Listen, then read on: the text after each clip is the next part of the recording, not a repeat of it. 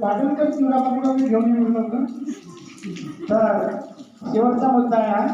मग मी कार्यशाळा संपली असं जाहीर करतो, कारण मला समोरच्या गावात जायचं आहे. परंतु आपण ही माहिती महत्वाची घेऊ.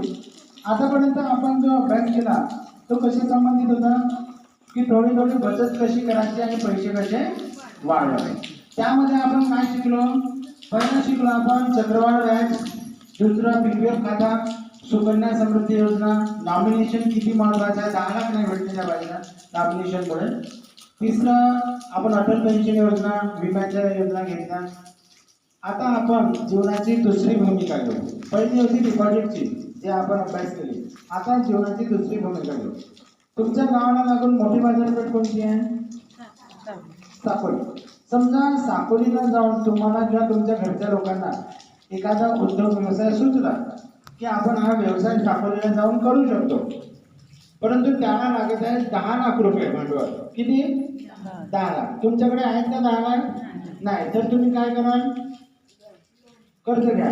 कर्ज घ्यायच्या अगोदर तुम्ही तुमच्या घरच्या लोकांनी कोणता विचार करायला पाहिजे?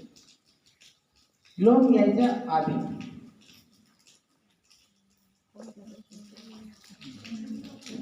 बोला.